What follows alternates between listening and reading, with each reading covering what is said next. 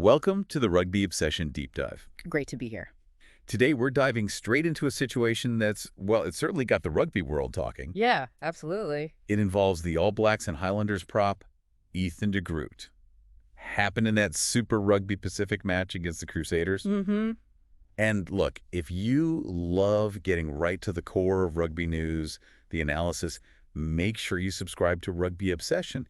You really don't want to miss our next deep dive. Definitely.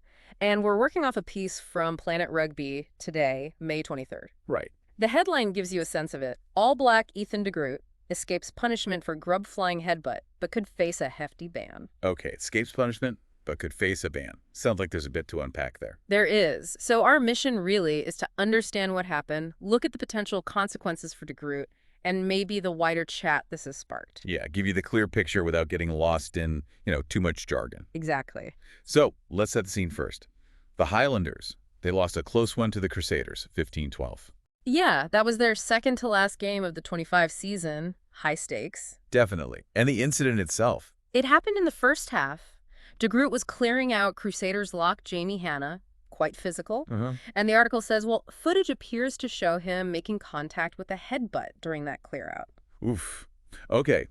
Now, the article draws a comparison, doesn't it, to Peato Mauvaka. That's right, yeah. The French hooker in the Six Nations.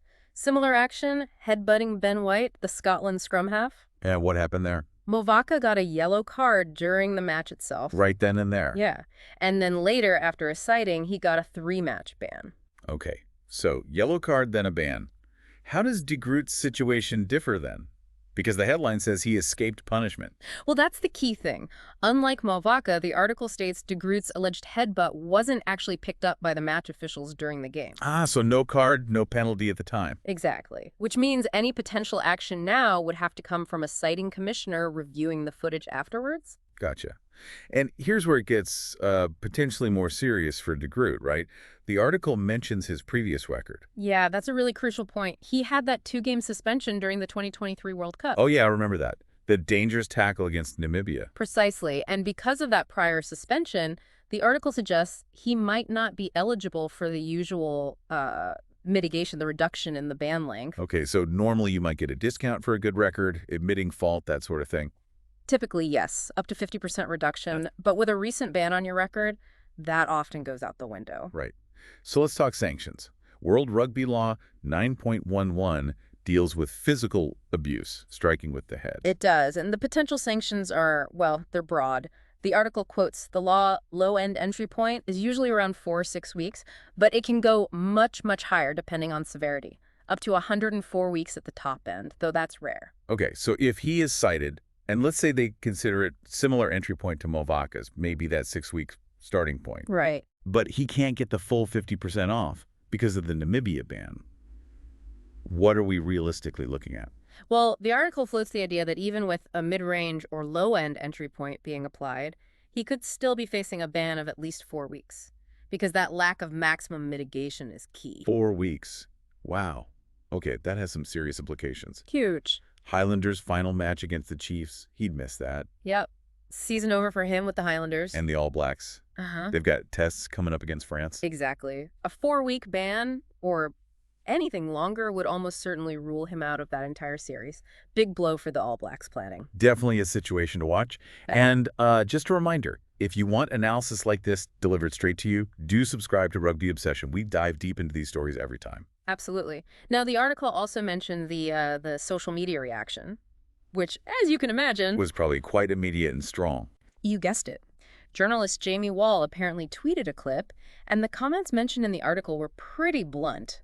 Things like grub being thrown around. Never nice to see, but it shows the passion, I suppose. People notice these things. They do. And comparisons were drawn to other incidents as well. It definitely caught fire online pretty quickly. But it's crucial to reiterate, as the article does, right? As of its publication, no official citing, no punishment handed down yet.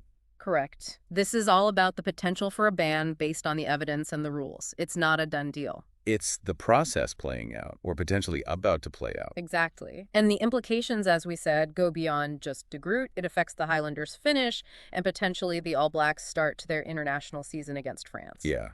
It really puts a spotlight on, well, several things, doesn't it? On-field conduct, obviously, For sure. but also the citing process itself.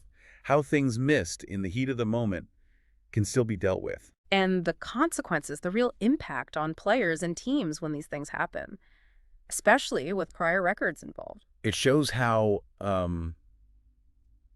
visible everything is now. Video reviews, social media, nothing really gets missed for long. That's very true. The scrutiny is intense. And it raises that question of accountability, especially when there's, a pattern or a previous incident on record. It does. It'll be fascinating to see the outcome if and when a sighting occurs. So turning it over to you listening, what do you make of all this? Watching the incident, hearing about the potential ban, the comparison with Mauvaka. Yeah, what are your thoughts? Do you think the potential ban, considering his history, sounds fair? Or perhaps too harsh or not harsh enough? We genuinely want to hear your perspectives. Drop your opinions in the comments section. It's all part of the conversation. Absolutely. Let us know what you think. And if you found this deep dive valuable, getting into the nuts and bolts of the Ethan de Groot situation, please do subscribe to Rugby Obsession.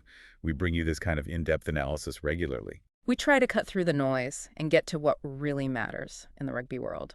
Thank you for listening to this Rugby Obsession deep dive. We appreciate you tuning in. We look forward to you joining us for our next episode.